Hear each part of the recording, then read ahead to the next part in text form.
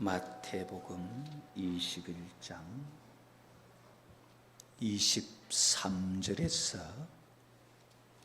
27절까지의 말씀을 봉독해 올리겠습니다. 예수께서 성전에 들어가 가르치실새 대제사장들과 백성의 장로들이 나와 이르되 네가 무슨 권위로 이런 일을 하느냐? 또 누가 이 권위를 주었느냐? 예수께서 대답하시되 나도 한 말을 너희에게 물으리니 너희가 대답하면 나도 무슨 권위로 이런 일을 하는지 이르리라. 요한의 세례가 어디로부터 왔느냐? 하늘로부터냐 사람으로부터냐? 그들이 서로 언언하여 이르되 만일 하늘로부터라 하면 어찌하여 그를 믿지 아니하였나 할 것이요 만일 사람으로부터라 하면 모든 사람이 요한을 선지자로 여기니 백성이 무섭다 하여 예수께 대답하여 이르되 우리가 알지 못하노라 하니 예수께서 이르시되 나도 무슨 권위로 이런 일을 하는지 너희에게 이르지 아니하리라. 아멘. 마태복음 21장 23절에서 27절까지 본문의 말씀을 가지고 네가 무슨 권위로, 그런 주제로 말씀을 살펴보려고 합니다. 성경이 말하는 종말은 상당히 혼란스러운 시기입니다. 성경이 말하는 종말을 우리가 바르게 이겨나가려고 하면은 예수님께 묻던 네가 무슨 권위로 이 일을 하느냐 하는 교회의 권위에 대해서 우리가 정확하게 알지 못하면은 혼란스럽고 혼돈된 마지막에 무엇을 따라가야 될지 전혀 모릅니다. 왜냐하면 성경이 우리에게 일러주는 종말의 정보를 보면은 마지막 때라는 결정적인 증거, 그게 뭐냐 하면은 온 세상의 복음이 다 증거되어야만이 마지막이 끝이라 그랬거든요. 그런데 온 세상의 복음이 증거된 그때에 온 세상의 교회도 많고 온 세상에 믿는 성도들도 많은 그때에 하나님 말씀대로 제대로 섬기는 자는 거의 찾을 수 없다 그랬거든요. 누가복음 18장 예수님 말씀하시는 거 보면 인자가 올 때에 믿음을 보겠느냐? 진짜 제대로 믿는 자가 없는 그때에 사람에 의해서 주어진 권위만이 교회의 권위라면은 바른 신앙의 길을 찾을 수가 없어요. 그렇기 때문에 우리가 오늘 교회의 올바른 권위가 뭔지 그걸 바로 알아야 마지막 때 온 세상이 잘못 가도 내가 바른 길을 갈 수가 있어요. 그러나 그거 모르면은 야, 큰 교회에서 그렇게 하는데, 야, 교회 목사님이 그러는데, 그러면은 권위 없는 우리는 따라갈 수밖에 없어요. 그래서 성경이 말하는 진짜 권위가 뭐냐? 우리는 세상이 다 잘못 갈지라도 무엇을 믿고 따라가야 되느냐? 그게 성경이 말하는 참 권위예요. 예수님께서 성전에 들어가서 성전을 정결케 하시고 비둘기 팔고 돈 바꾸는 이들의 상과 모든 것을 둘러엎으시며 내쫓으셨을 때에 바르지 못한 것을 바르게 해라. 하나님의 집은 이런 게 아니다. 그렇게 말하니까 대제사장들과 장로들이 와서 뭐라고 말하느냐? 너 누가 그 권위 주었느냐? 네 무슨 권위로 그렇게 하느냐? 요즘으로 치면은 네 어느 교단의 목사냐? 네 어디서 안수받았느냐? 그런 식이에요. 교회라는 것이나 어떤 단체라는 것은 권위에 의해서 움직이고 만들어져 가는 거예요. 권위라는 것이 주어진 게 없으면 단체라는 것은 아예 혼란스러워요. 누구든지 말빨 세면 되고 누구든지 합리적으로 말 잘하면 되고 그 권위가 없으면 그렇게 해도 되는 거예요. 그렇기 때문에 혼란스러워지죠. 또 반면에 권위라는 것이 위험성도 있어요. 많은 사람에 의해서 주어진 권위, 어떻게 보면 그 권위가 힘을 가질 때 권력이라 그러죠. 권력이 권위를 받은 사람이 그 사고나 그 생각이 잘못되면은 이거는 더 혼란스러워지죠. 그래서 권위라는 것은 없어도 혼란스럽지만은 가진 자가 잘못되어도 이거는 완전히 지옥이 될 수가 있어요. 그래서 우리는 모든 단체에 권위가 필요하고 권력이 필요한데 그 권위와 권력이 하나님께서 다스려 주시고 하나님께서 이끌어 주시기를 성도들은 반드시 기도해야 돼요. 그래서 바울도 성경에서 여러 이 편지를 쓴 이런 사람들의 내용이 뭐냐 하면은 나라의 권세자들을 위해서 기도해라. 그들을 위해서 기도하지 아니하면은 권위와 권력, 힘을 함께 받은 그들이 잘못되어지면 나라가 문제가 되고 교회가 문제가 되고 단체가 문제가 된다는 거예요. 그래서 항상 교회는 나라의 통치자들을 위해서 기도해야 되는 것이 교회가 해야 될 거예요. 잘못된 것을 고치니까 잘못된 것에 대한 이익을 보고 있던 사람들이 야, 너 무슨 권위로 그렇게 하냐 이제 그런 말을 한 거지. 모든 단체에는 권위가 있어야 되고 그러한 권위에 의해서 지도 체제가 만들어져야 하는데 교회에는 어떤 권위가 있어야 되느냐? 하나님의 집이란 말하는 교회에는 하나님께서 원하시는 권위의 제도가 있어요.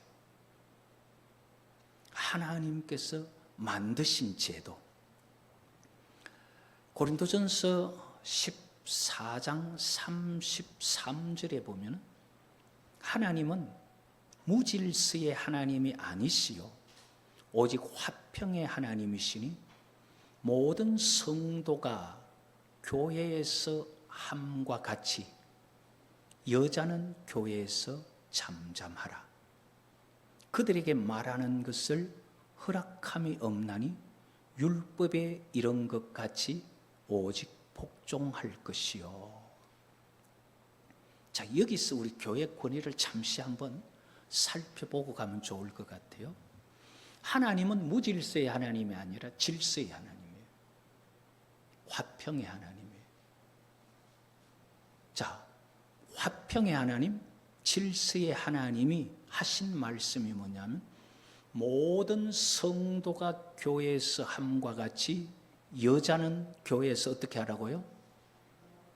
그럼 다른 성도들은? 여자는 잠잠하고 다른 성도들은 말해도 돼요? 여성도들은 잠잠하고 남자 성도들은 교회에서 막 이라저라자 해도 돼요? 자, 한번 찾아보십시오. 성경을 보고요. 고린도전서 14장 33절.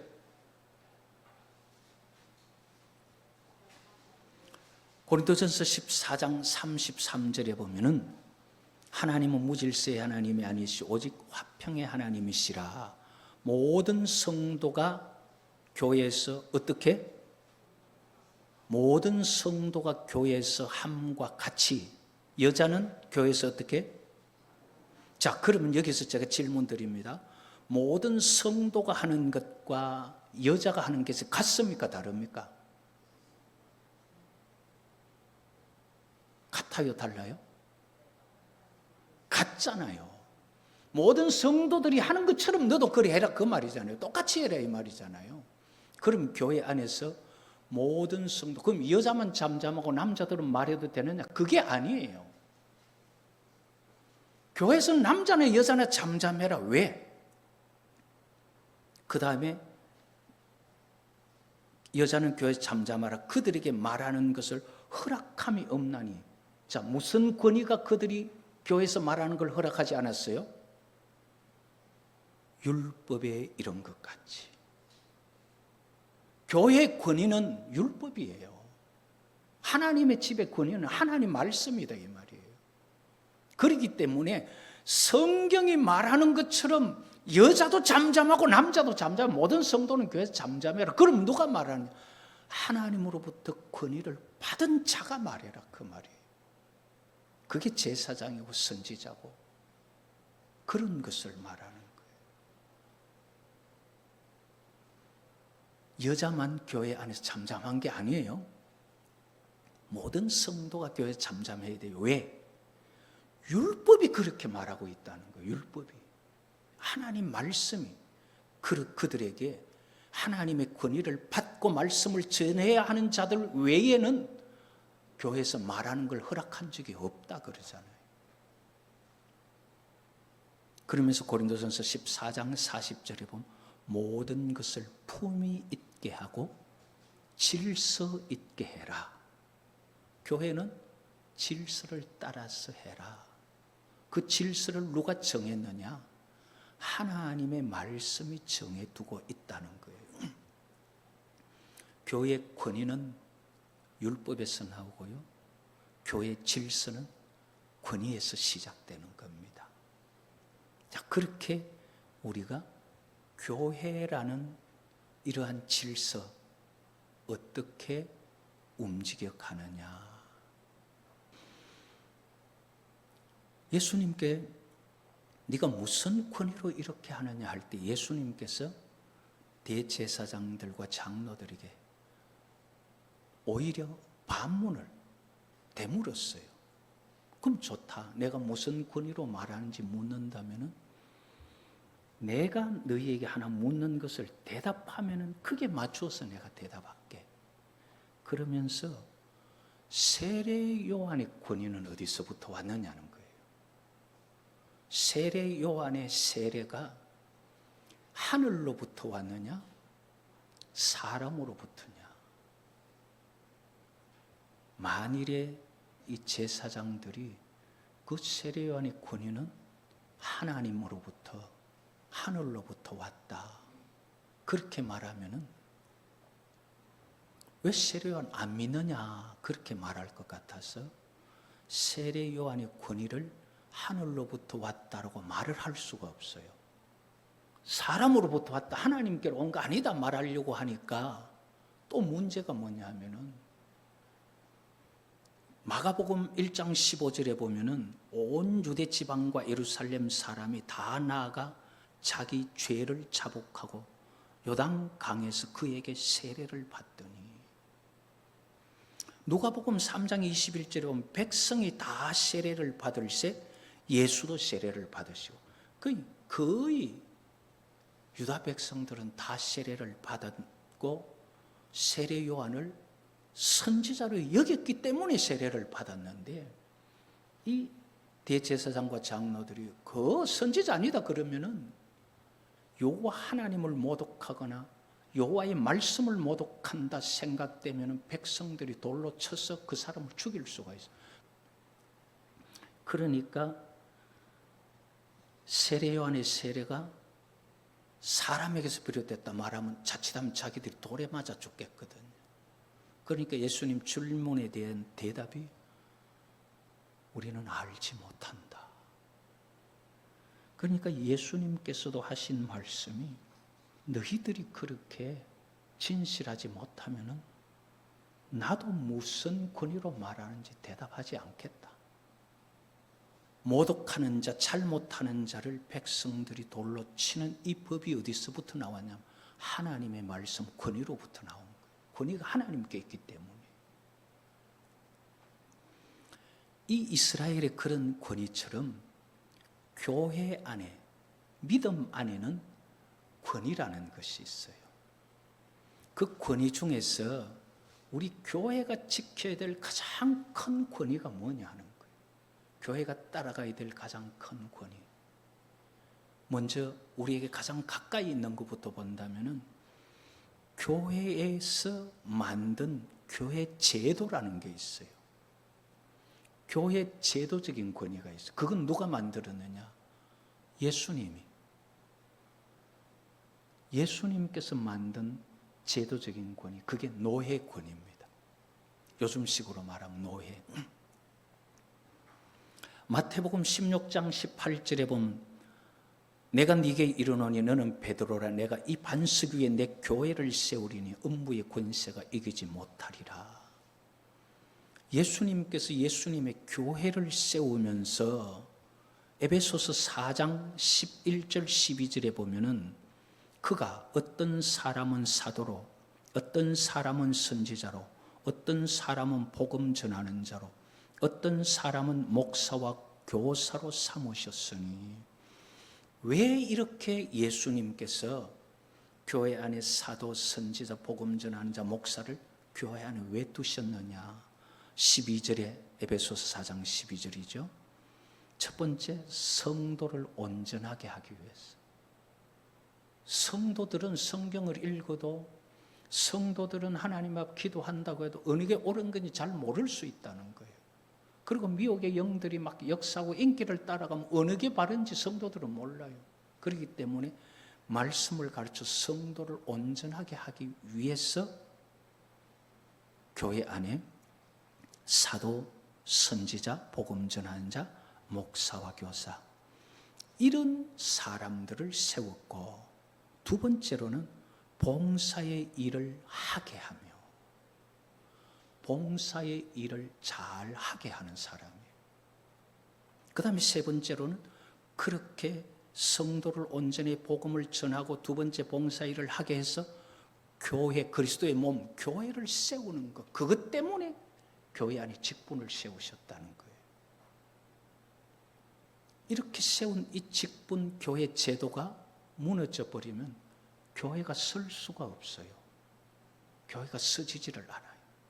자, 이렇게 예수님께서 교회 안에 사도로, 선지자로, 복음 전하는 자로, 목사와 교사로 이렇게 세우셨는데, 그 직분의 질서가 고린도전서 12장 28절에 보면은 첫째는 사도요, 둘째는 선지자요, 셋째는 교사, 그 다음은 능력을 행하는 자요, 그 다음은 병 고치는 자요, 돕는 것, 다스리는 것, 방언 말하는 것이다. 자, 여기서 사도와 선지자는 지금 없어져 버린 시대고, 그래서 교회 안에는 지금 목사가 당회장이 되어서 이 교회 질서를 지금 행정으로 만들어가는 거예요.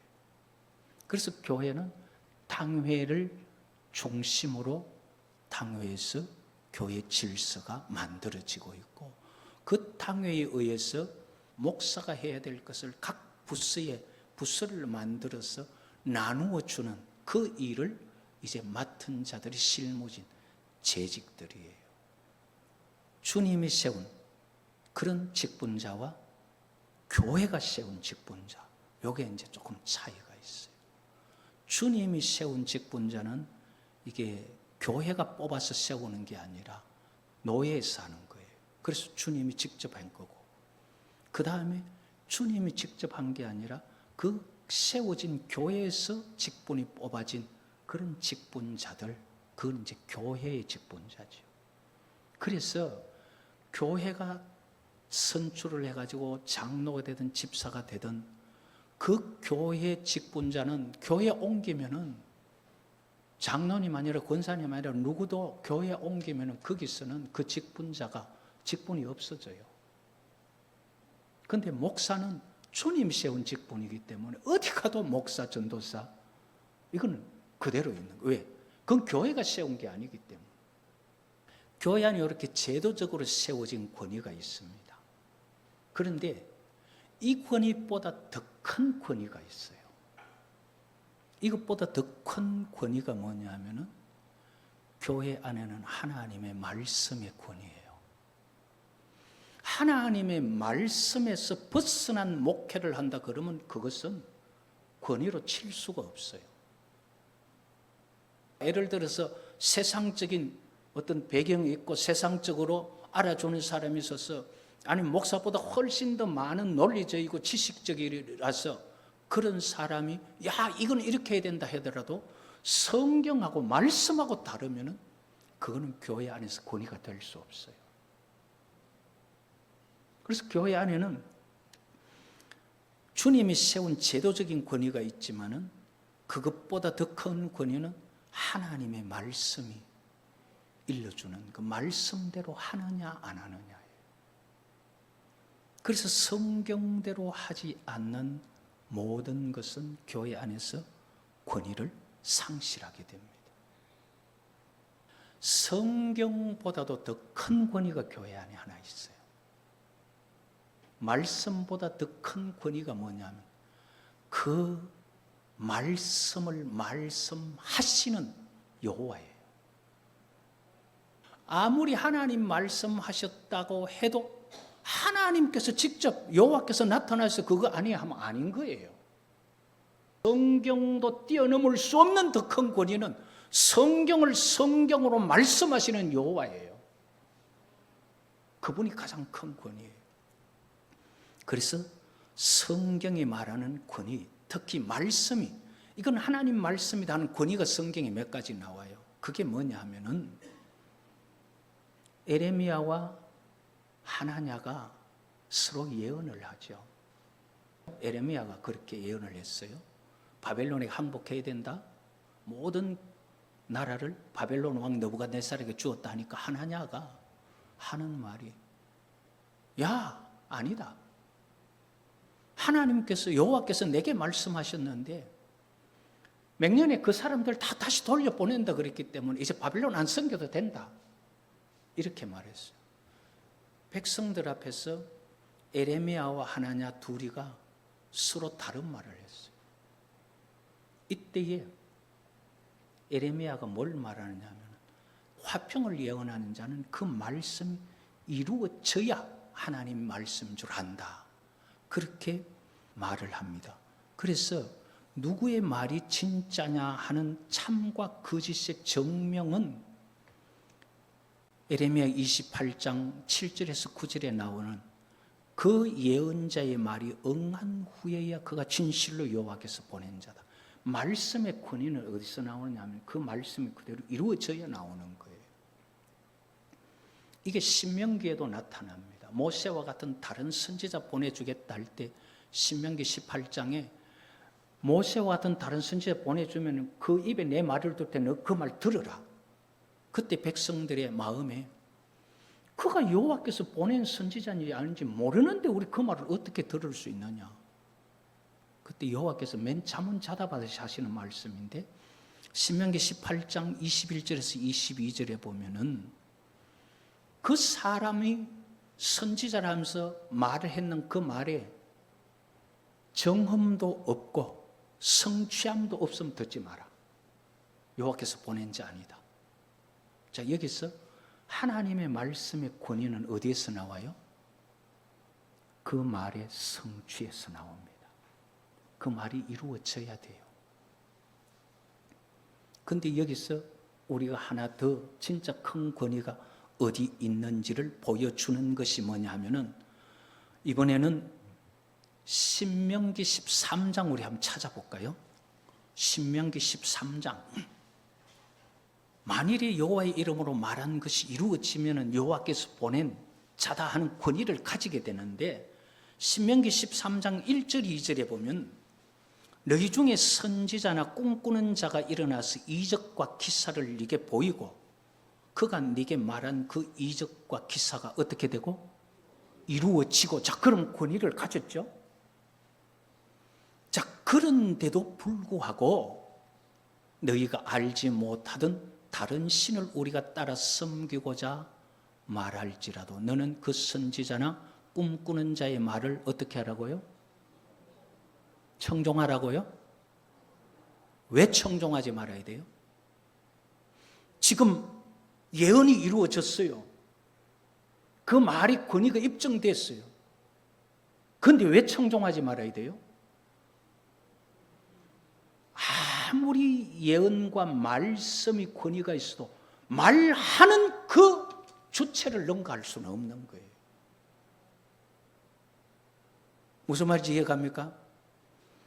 아무리 말씀이 예언이 권위가 있고 그것이 이루어져서 권위를 받았다 할지라도 하나님의 말씀이 하나님을 능가할 수는 없다 이 말이에요. 그래서 여호와께서 말씀하신 그 말이 아무리 이루어져도 여호와를 떠나 다른 신 섬기자 그러면 죽여라 이 말이에요. 여기서 우리는 영들을 분별하는 것을 배워야 돼요. 교회 안의 권위를 바로 알아야 돼요. 자, 교회 안의 권위 정리합니다. 예수님을 통해서 교회 안에 만들어진 제도의 권위가 있죠. 제도의 권위는 사도와 선지자와 복음 전하는 자와 목사와 능력 행하는 자 이렇게 쭉 있습니다. 그에 의해서 당회가 만들어지고 교회의 일들이 있죠. 자, 이렇게 교회 안에 제도적인 권위보다 더 큰 권위가 뭐였죠? 하나님 말씀이에요. 아무리 교회 안에 제도가 권위를 가져도 말씀에서 벗어나면 그거는 교회 권위가 될 수 없어요. 자, 그러면은 하나님의 말씀이 교회 안의 제도보다 더 큰 권위를 가지는데, 그러면 하나님의 말씀이 이루어지고 예언한 것이 다 이루어져도 그것이 넘어설 수 없는 다른 권위가 하나 있는데 그게 뭐예요? 말씀하시는 여호와예요. 여호와께 예언을 받았고 여호와께 말씀을 들었고 그래서 여호와께서 다른 신 섬기라 했다. 그 예언들이 다 이루어져도 여호와 아닌 다른 신을 찾아가자고 하면은 말씀이라는 것이 말하는 주체를 넘어설 수가 없다 이 말이에요. 이게 이해가 잘 돼야 되는데 그래야 영분별이 제대로 체계가 잡히는 거예요. 이게 안 되면은 교회 안에서 능력 행하는 사람이 제일 먼저고, 예언했는데 예언이 이루어진 사람이 맞다 그러고, 방언했는데 방언 옳다 그런 게 맞고, 교회 권위가 어디 있는지 몰라요. 아무리 말씀이 이루어지고 예언이 이루어져도 여호와를 넘어설 수는 없는 거예요. 자, 그렇다면 우리가 고민을 하나 해보십시다. 그렇게 많이 성경을 연구하고 그렇게 많이 공부를 했는데 하나님의 이름이 잘못돼서 지금 이름이 바뀌면은 이 권위는 어디서 온 거예요?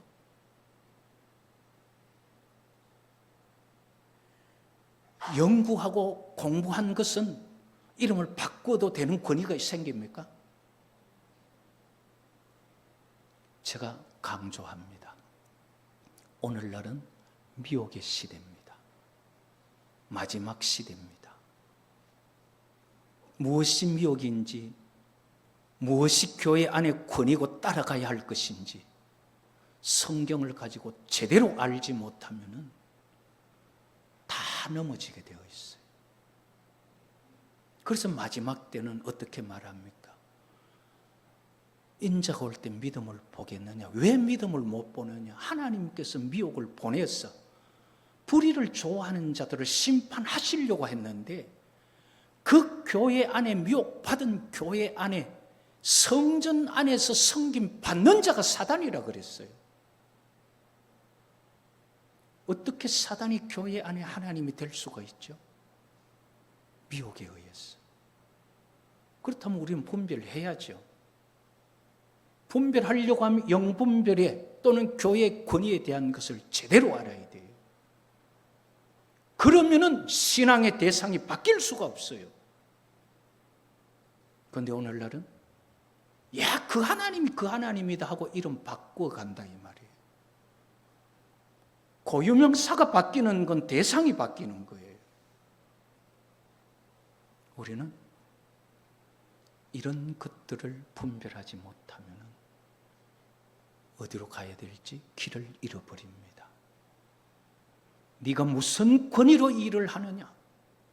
예수님께서 하시는 그 일의 권위는 세례 요한을 통해서 교회 안에서도 질서를 따라서 세례를 받으면 세례 요한을 통해서 내가 전하고자 한 자가 이다 하고 예수님을 내세운 거예요.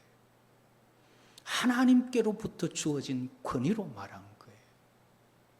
하나님의 말씀으로부터 받아서 교회 안에 제도를 세웠고 그 제도는 말씀을 따라야 하고 말씀은 말씀하시는 주체인 여호와 하나님의 뜻 안에 있어야 되는 거지 말씀이 뜻을 벗어나면 안 돼요. 여호와를 벗어나면 안 되는 거예요. 그래서 우리는 이러한 질서와 권위와 분별하는 것을 바로 알아서 마지막 혼란 시대에도 온 세상이 우리를 잘못됐다 할지라도 바른 것을 알고 갈 수 있어야 돼요. 사람 따라가려고 하면 많은 사람 따라갈 수밖에 없어요. 사람 권위는 그렇게 흘러갈 수밖에 없습니다. 그러나 성경이 말하는 권위, 성경이 말하는 진리의 분별, 그것을 우리가 바르게 해서 온 세상에 믿는 자가 없다 할지라도 예수님께서 우리를 바른 믿음이라고 칭찬해 주실 수 있는 분별 있는 신앙이 될 수 있기를 여호와의 이름으로 축복합니다.